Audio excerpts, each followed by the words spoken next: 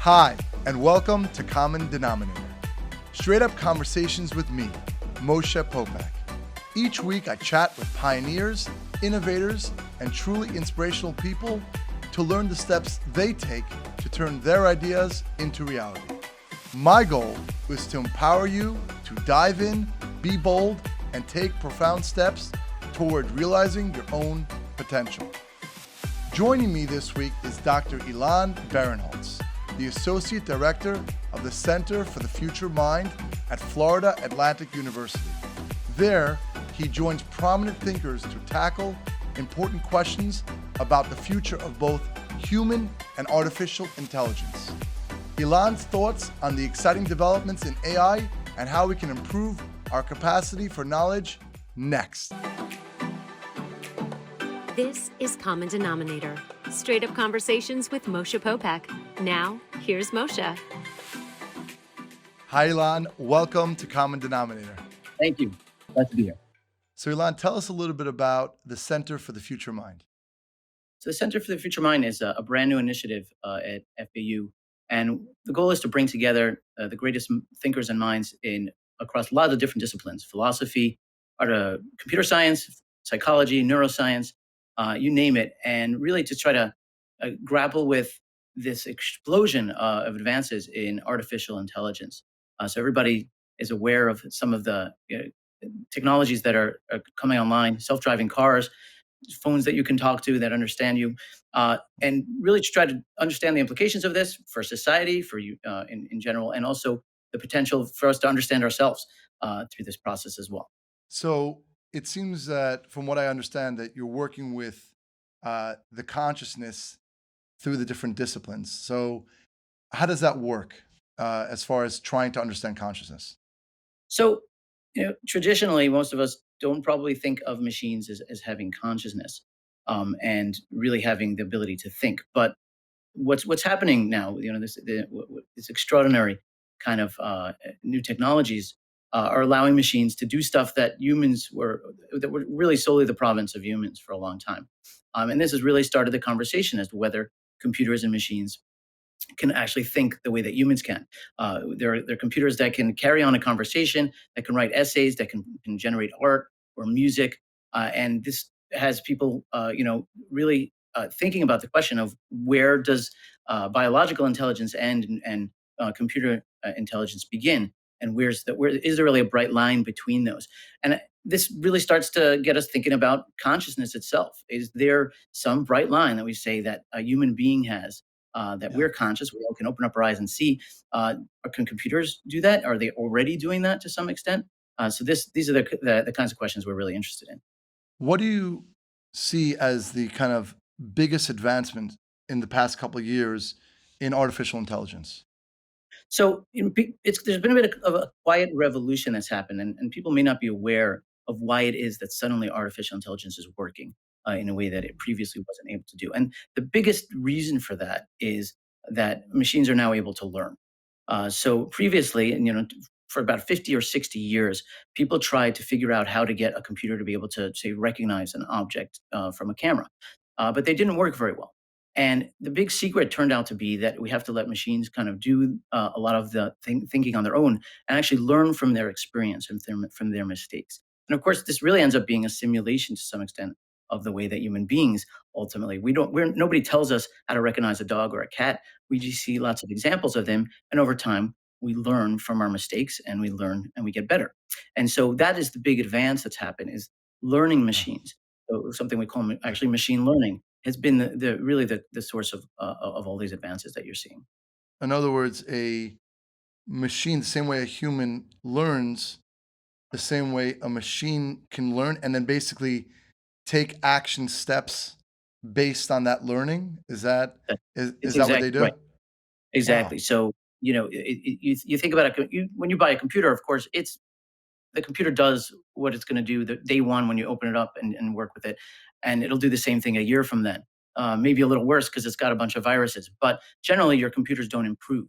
But the kind of algorithms that are able to now navigate roads or to diagnose cancer, they start off as kind of bumbling infants. They really aren't able to do anything out of the box.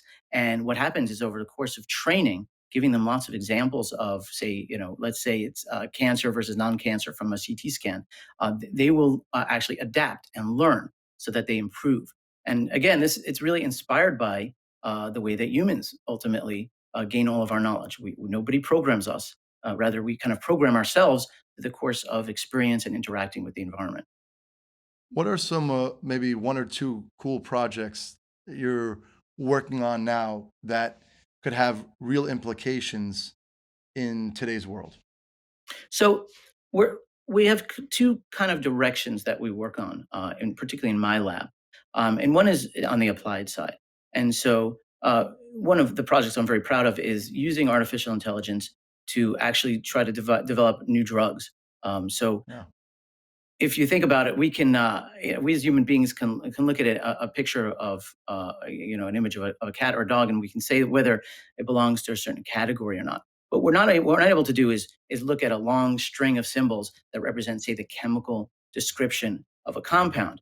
Um, so if we take sort of combine human abilities to learn, the same way we learn to read, for example, and then give that to a computer that is uh, much more robust memory and capacity to take in any kinds of information, Sure. then we get a machine or a computer that's able to read from these strings of chemicals, and it can understand them in a way that we humans cannot.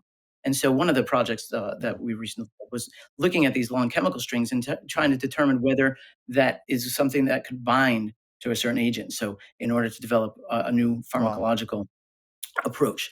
So imagine, if the same capabilities that we have to just open up our eyes and see. Now we know that the data that's coming into our eyes, it's made 100 million photoreceptors in each eye. We're taking in a ridiculous amount of data, and our brain is doing this extraordinary processing. We're just not aware of it because it's so seamless.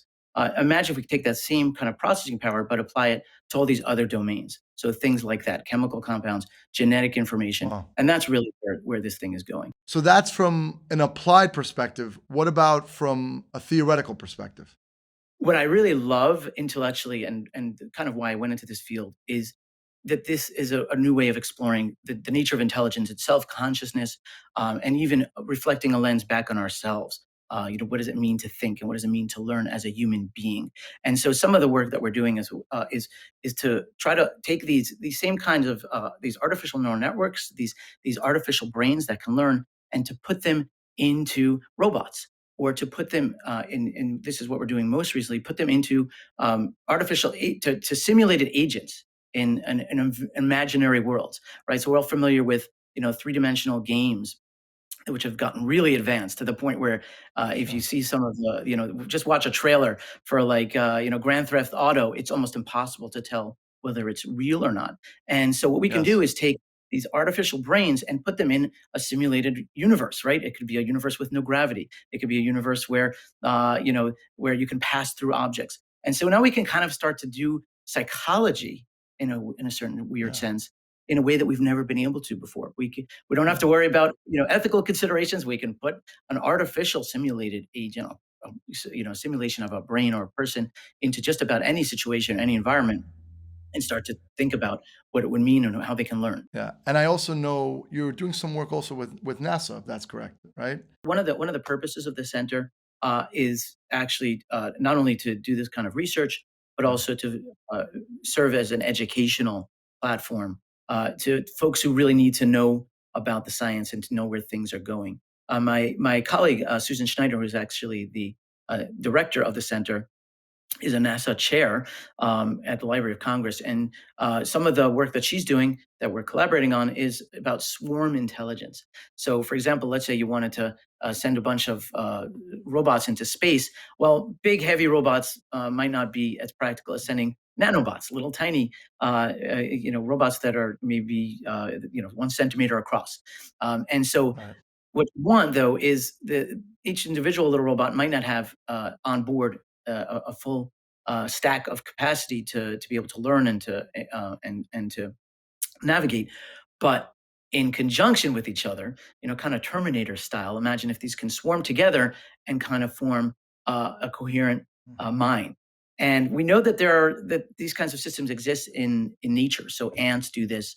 Uh, I know most people haven't heard of it, but Google slime mold. It's one of the most Yeah. fascinating entities on the planet. The slime mold is these kind of individual spores that can both behave as little agents, but then the slime mold can kind of coalesce and get together and behave in coordination. And in some ways, Right. that's what our brain does as well. Each neuron is a little Yeah. cell. It's got a life of its own. It's got to Sure. metabolize energy. It's got to live its life. At the same time, of course, it's part of a greater mission, right? It may not Yeah. know that, but it's actually doing this sort of emergent intelligence. So that's some of the things that NASA is very, very interested in, is this kind of distributed intelligence, swarm intelligence. Really, really cool. What's your take on UFOs, as far as from your perspective? Yeah.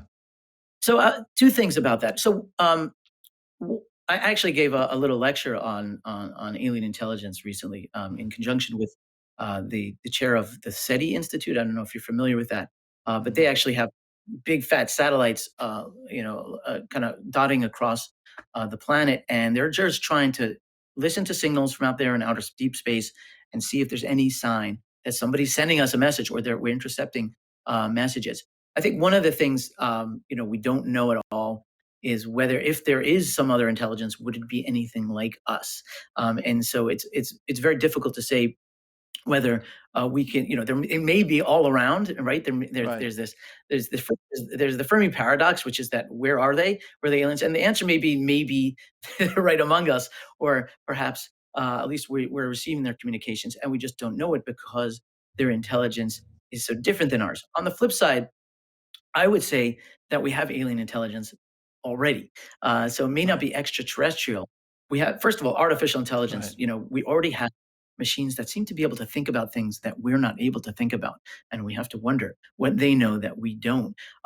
But things like, slime mold, and again, I know that Yeah. might not sound like particularly exciting. These are alien intelligences. There's so much in nature to understand that still is Yes. completely foreign, completely still quite alien, and not well understood.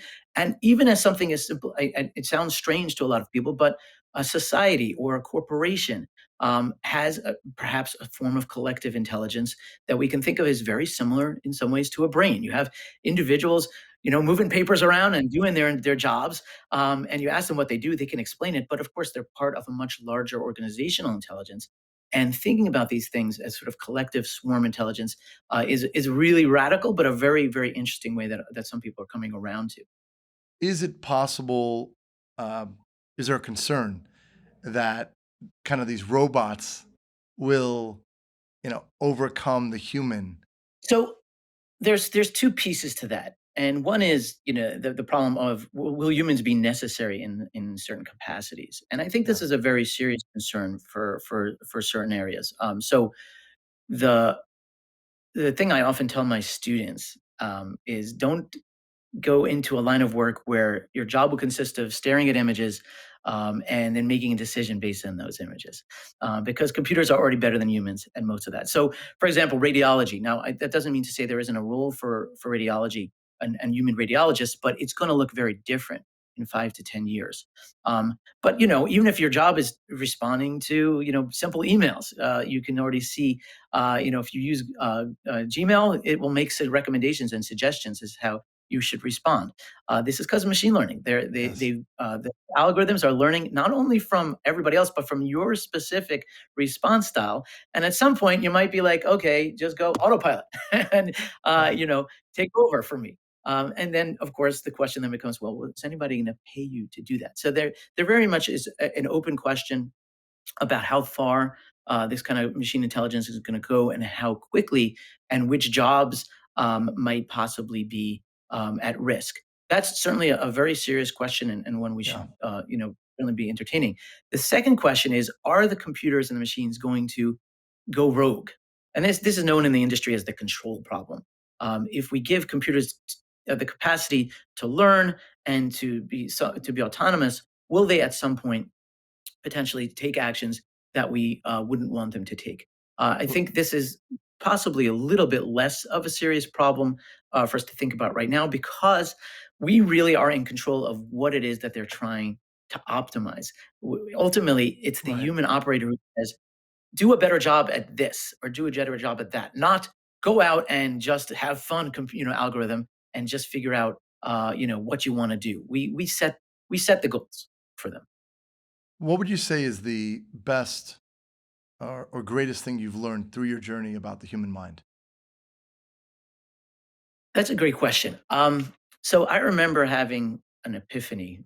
It was about 4 or 5 years ago, as I was studying these artificial intelligence systems, these neural networks, and I realized that as you're looking at the successive layers, so neural networks are made of these layers of these, they're basically artificial neurons, and it's made up of layers that each one looks at a successive layer, what's coming before it.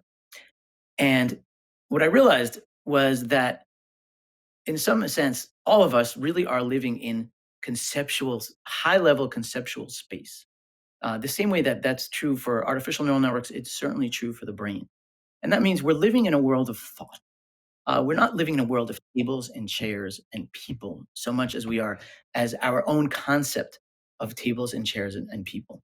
And even the language that we use is a much more complex and in some ways abstract than we give it credit for. We think we know what a table means and the words table mean, but Yeah. if we realize that ultimately it's this convergence of the very, very abstracted away from, millions and millions of examples of patterns of light plus sound plus experience, it it's really actually in some ways humbling to realize Mm.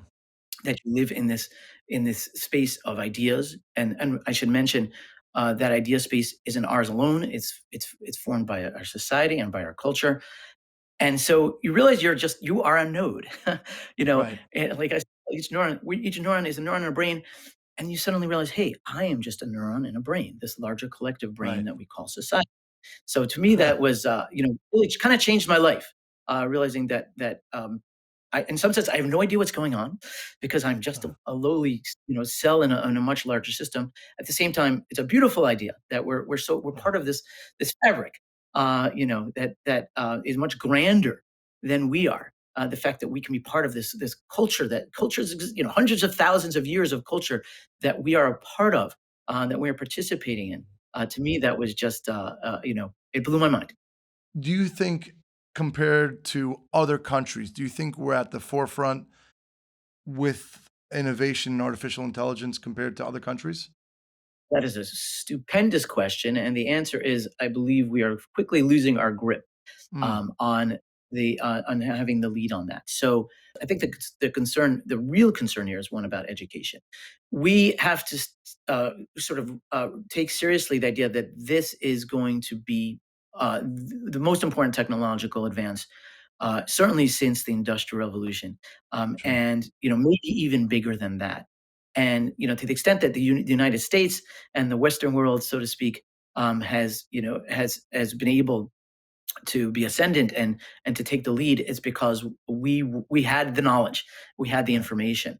That's what gave us our leadership role. There are many other countries and other societies, some of which have different values than we do, who are, I think, in some ways taking this more seriously than we are. And Yeah. the average high school student, the average college student, really isn't even aware of how they might possibly get involved in artificial intelligence. They're not really even aware of the revolution that's happened. If you ask, the average, even freshman college student, what machine learning is, they'd have no idea. Right. You ask them about Britney Spears' conservatorship or something, they'll be able to tell you about that all day long. So Right.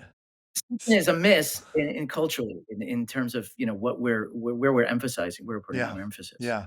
I have a lot of questions about our education system nowadays, but Me too. doctor, I want to say thank you so much. And how could if we want to learn more about you, how could we do that? So you can Google my name because I don't believe there's another Elan Barenholtz on the planet. So it's easy enough to find me. But yeah, the center has a website, still a little bit in development because it's brand new.